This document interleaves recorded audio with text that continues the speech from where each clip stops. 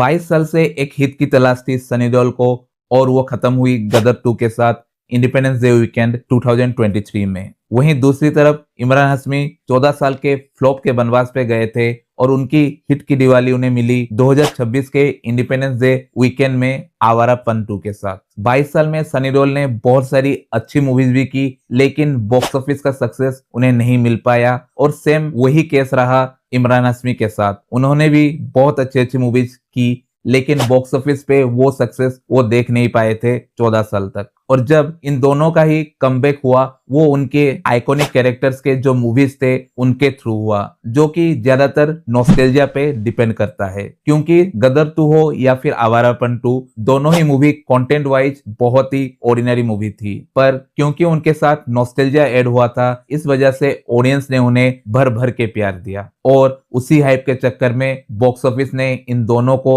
अच्छे से स्वागत किया। जहां गदर 2 ने अपने पहले वीकेंड में ही 135 करोड़ कमा के गदर के लाइफ टाइम कलेक्शन को क्रॉस कर लिया, वहीं दूसरी तरफ आवारापन 2 ने ऑलमोस्ट 23 करोड़ पहले दिन में ही कमा लिए, जो कि आवारापन के लाइफ टाइम कलेक्शन से भी ज्यादा है और मोस्ट प्रोबेबली इसका वीकेंड कलेक्शन 80 करोड़ तक आ ही जाएगा, जो क्रेज फिलहाल दिख रहा है आवारापन 2 का। और एक चीज दोनों मूवी में कॉमन है कि गदर 2 हो या फिर आवारापन 2, दोनों ही मूवी से जिस स्टार का कमबैक हुआ, वो चाहे सनी देओल हो या फिर इमरान हाशमी, दोनों की ही परफॉर्मेंस बहुत बढ़िया थी अपने रेस्पेक्टिव मूवीज में। पर मूवी की राइटिंग में बहुत कमियां थी और इसके अलावा और बहुत सारी चीज थी जो कि पहले पार्ट के कंपैरिजन में इतना खास नहीं लगा। इसके बावजूद भी दोनों मूवीज ने बॉक्स ऑफिस पे अच्छी तरह से एनकेस किया। कोई कितना भी बोल ले कि ये कैश ग्रैब नहीं है, पर सच है कि ये कैश ग्रैब ही है। क्योंकि अगर मेकर्स का सच में सीक्वल्स पे इतना ज्यादा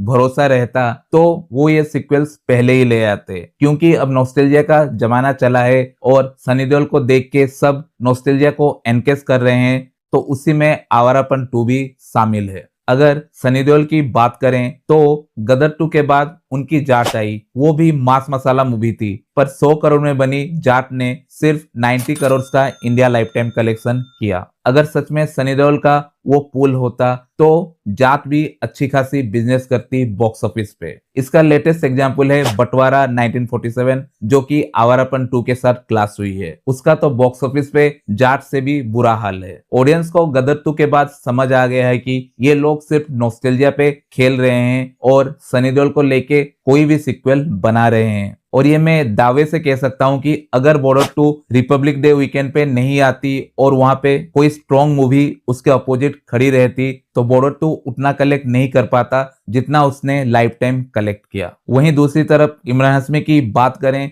तो इससे पहले इमरान हाशमी कई सारी मूवीज में आए थे, लेकिन ऑडियंस का वो प्यार उन्हें नहीं मिला। चाहे ओजी में वो विलेन अवतार हो या फिर हक में वो परफॉर्मेंस हो। जो इमरान हाशमी की कल फॉलोइंग हमें आवारापन 2 में दिख रही है, वो अलग मूवी में नहीं दिखती है। और नॉस्टैल्जिया के दम पे तुम्हारी एक सीक्वल मूवी चल जाएगी, लेकिन तुम्हें अपना नया आइडेंटिटी बनाना होगा और अपने ओरिजिनल मूवी से भी वो क्राउड खींचना होगा थिएटर में, तभी तुमको क्राउड पुलर माना जाएगा। हाँ, 2000 में एक टाइम था जब इमरान हाशमी एक बहुत बड़े क्राउड पुलर थे और ऑडियंस उनके लिए पागल भी हुआ करती थी। इनफैक्ट इमरान हाशमी के गाने आज भी मेरे जैसे बहुत लोगों के फेवरेट्स होंगे, लेकिन वो क्राउड पुल फिलहाल इमरान हाशमी का नहीं है जो कि कोई भी ओरिजिनल मूवी को ऑडियंस का एक्सेप्टेंस दिला सके।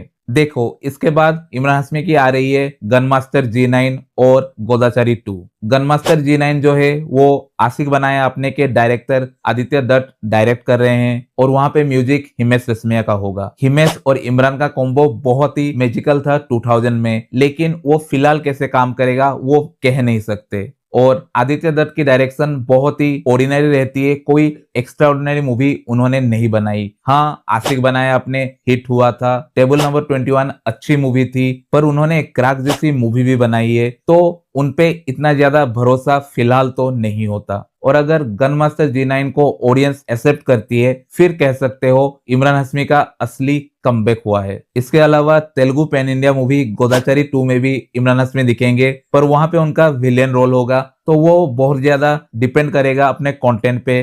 ना कि इमरान हाशमी पे। और बाई चांस ये मूवीज बॉक्स ऑफिस पे इतनी अच्छी खासी कमाई नहीं करती तो इमरान हाशमी फिर से वही सीक्वल्स की तरफ चल पड़ेंगे, क्योंकि आवारापन 2 के एंडिंग में ओपन एंडिंग रखा गया है तो आवारापन 3 तो जरूर आएगी, क्योंकि इन लोगों को एनकेस करना है आवारापन के इस फ्रेंचाइज को। ऊपर से विशेष भट्ट ने ये अनाउंस भी कर दिया कि जन्नत 3 के स्क्रिप्ट पे फिलहाल काम चल रहा है। अगर जन्नत 3 आती है तो वो किसी आइकॉनिक कैरेक्टर के साथ नहीं आएगी, क्योंकि जन्नत 2 में स्टोरी अलग थी। और नॉस्टैल्जिया फैक्टर के लिए एक चीज बहुत जरूरी है, आइदर वो मूवी बहुत ज्यादा कल्ट हो जैसे गदर, बॉर्डर, या फिर कैरेक्टर ऑडियंस के बहुत ही दिल के करीब हो जैसे तारा सिंह, शिवम पंडित। पर जन्नत 3 के साथ वो चीज नहीं हो पाएगा, क्योंकि जन्नत 2 में इन्होंने कैरेक्टर ही चेंज कर दिया था। अगर आवारापन 2 का स्क्रीन प्ले ज्यादा कन्विंसिंग और बेटर होता, आवारापन 2 और ज्यादा कमा पाती बॉक्स ऑफिस पे।